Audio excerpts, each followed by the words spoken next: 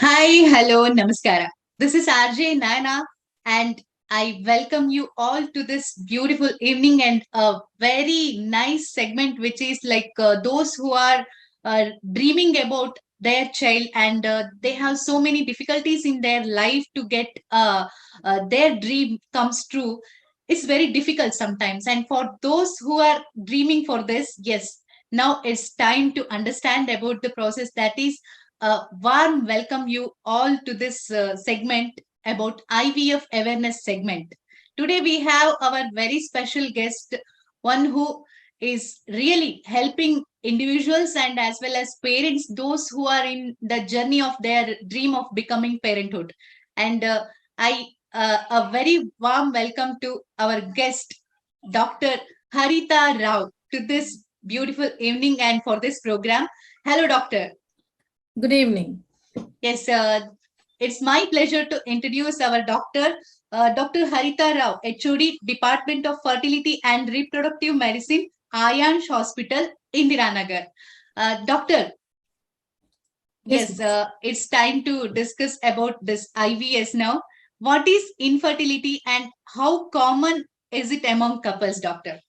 see, infertility is defined when a person, or when a couple is unable to conceive, even after having an unprotected intercourse or sexual life for a period of Okay. 1 year, and still they are not able to conceive. Then only we consider them as infertile, and we start in investigating for whatever the reasons for the infertility are.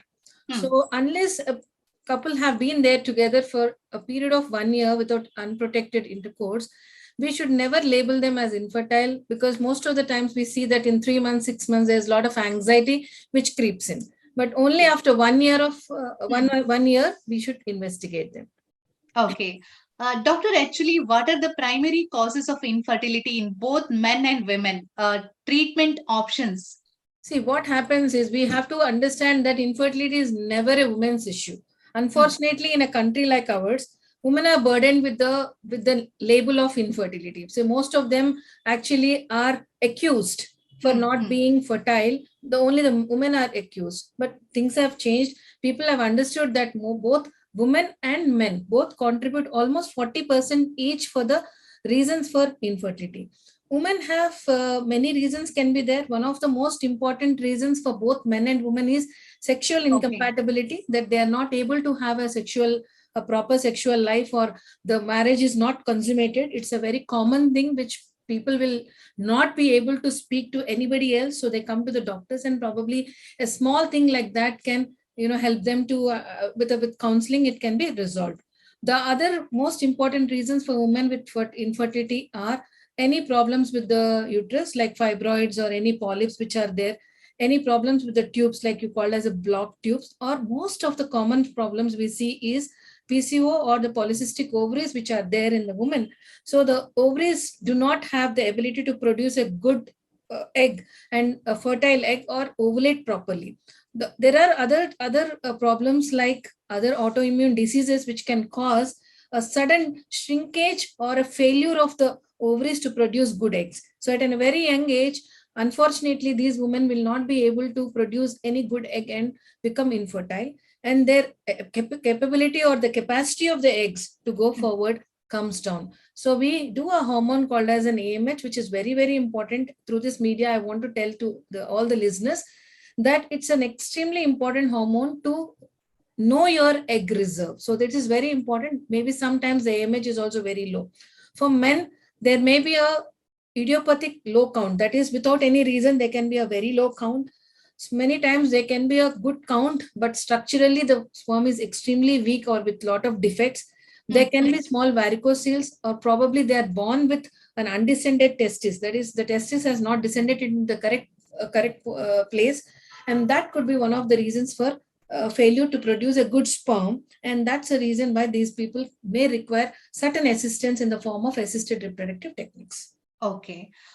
Doctor, can you please explain this process of in vitro fertilization in simple terms? Yes, if in a layman's term we want to tell that the egg meets the sperm in the Hmm. lab, Hmm. it doesn't it doesn't meet in the body. So it's a very simple process, in a simple terms, that the fertilization which needs to happen inside the body is being done in a lab.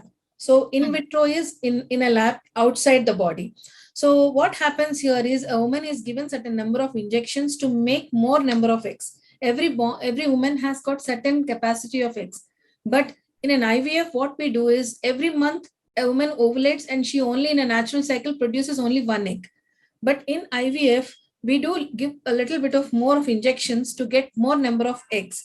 And we retrieve these eggs under anesthesia and using a simple needle called as a IVF biopsy needle. And under anesthesia without any pain, these eggs are retrieved into a test tube. The follicular fluid is the one which is called as the fluid. Actually, in the fluid, these eggs are located. So these are identified under the microscope. Once we identify these eggs under the microscope, we ask the husband or the partner to give the sperm, and this sperm is washed and good sperms are taken, and probably these sperms are added into the petri dish where the woman's eggs are located, and these are incubated, and then it forms an embryo. So these embryos are put back into the uterus or womb of the woman after 5 days of culturing them in the lab. So the process which occurs naturally in the body is replicated in the lab, and the whole process of fertilization happens outside the body. So in simple terms, it is the fertilization happening in the lab, the formation of the baby happening in the lab, and this embryo is put back into the womb so that it grows as a normal pregnancy. Okay. So my next question is, what are the success rates of IVF, doctor, and what factors can influence the chances of success? See, success of IVF worldwide, if you see the worldwide, we have the success rate standing at about 40 to 50%. Maximum success rates all over the world stand at only 40%. So we cannot go beyond 50%. And if somebody is promising the moon and saying that we are 100% successful, it's just that they are not being honest. So it is very, very important for the listeners to understand that all over the world also, the live birth rates stand around 25 to 30%. That is the pregnancies which happen with IVF going towards a live birth.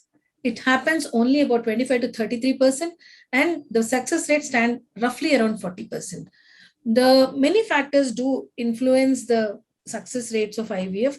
The most important being the factor itself. The factor itself is what we understand is the factor means the most important factor would be that the gamete itself, that is the egg itself and the sperm itself. Suppose as egg and the sperm are not very good enough, we only can have a medium to make sure that they meet and fertilize, but nobody can change the genetics of what is there in the egg and the sperm. So that is the reason where we have the limitation of the IVF, and the success rates are limited to only that.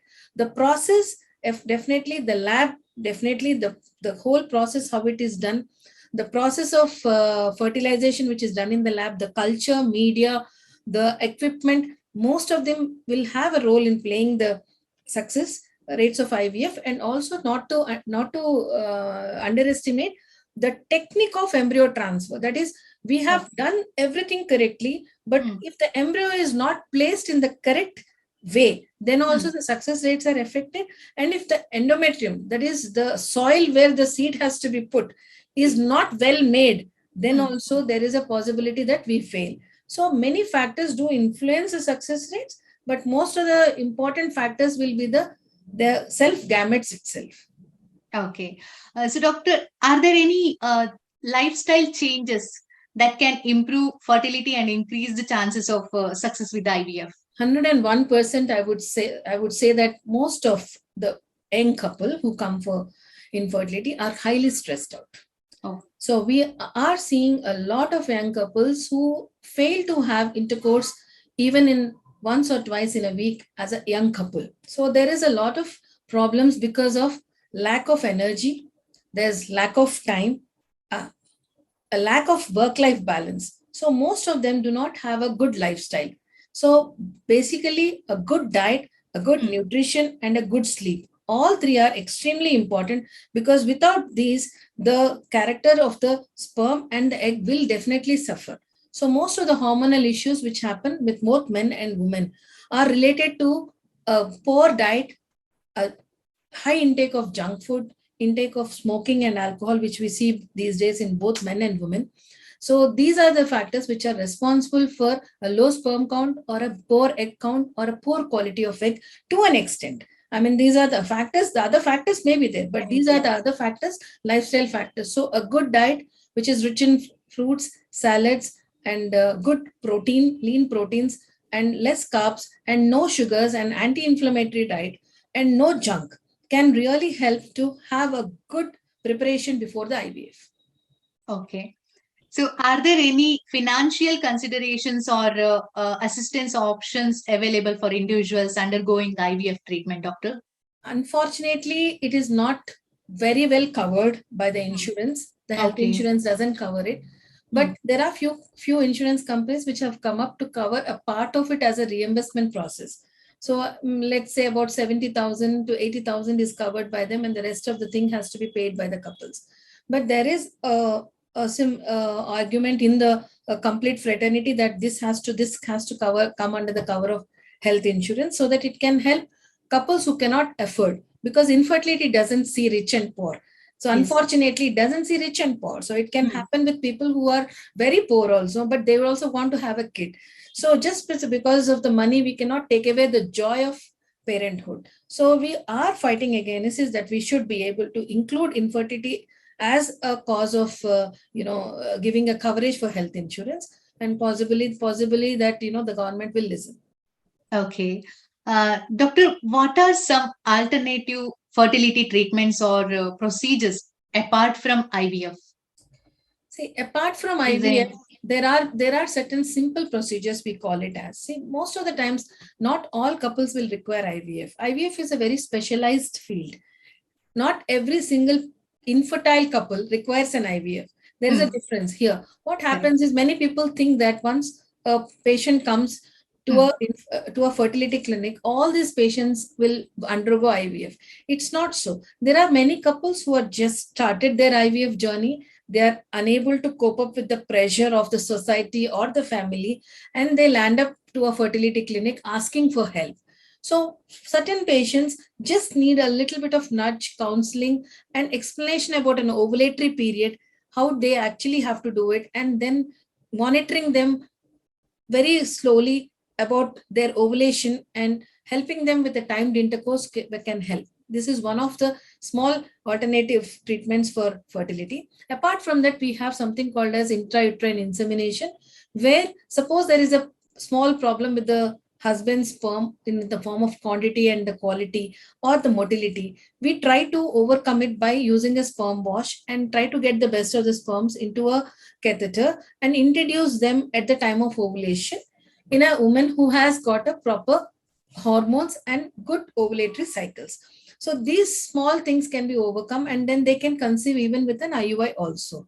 Though the percentage of chances of success is little low on the IUI compared to IVF, but still most of the couples may not require IVF at the first go. So there are alternative methods, and infertility clinics do not only do IVF, they also do IUI, they also do natural monitoring, and Okay. they also try to help the couples with the natural cycles also. Okay. Doctor, environmental factors and infertility. Yes, What is your take on it. So mm, I would say that environment plays a maximum role. So if you see the infertility as an incidence, the mm, incidence of infertility is more in the urban areas. It is quite less in the rural areas. The mm, more, see, the traffic, the pollution, the amount of heat generated, the quality of the foods we eat, basically the non-organic, I mean, we cannot have an organic foods, and the quality of the milk what we have, and the mm, most of the fruits and the milk which is adulterated, injected with hormones. There are many things which are playing a role. Apart from this, and the exposure to hazardous radiation, mm, especially from the mobiles and laptops, not many people know that The continuous exposure to mobiles and laptops, the radiation which emits from them can destroy the structure of the sperm, leading to miscarriages. It has Okay. been proven. Yes. So, lastly, like your advice to Yes. parents or individuals, those who want to start their journey to have a child. So, what is your advice to? You are asking me with Yeah. IVF, right? Yes. If they're going to start a journey with IVF. See, Yes.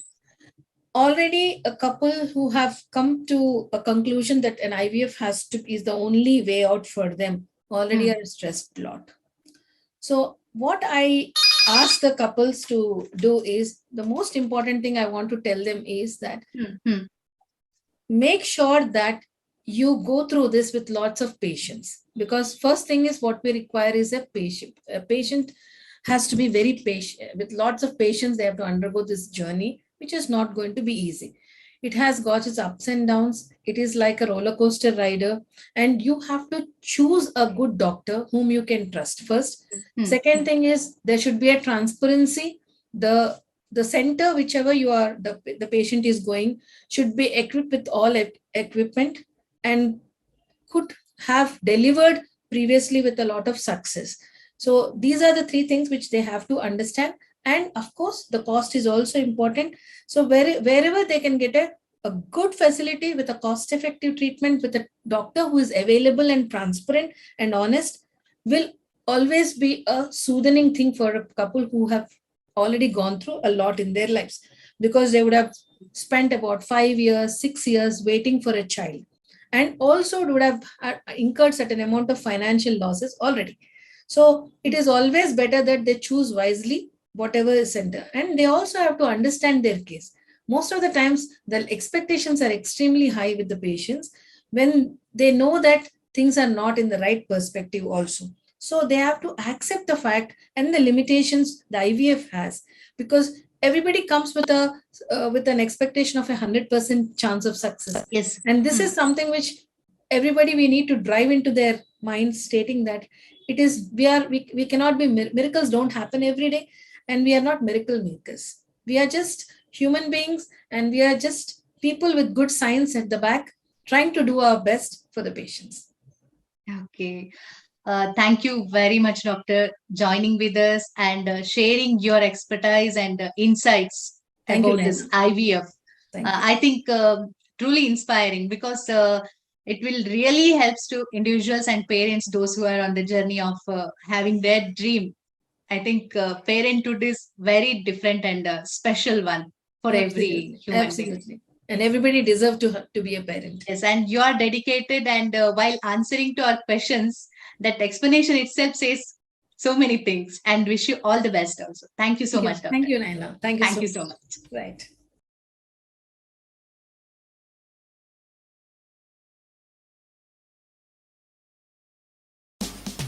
Ninety-two.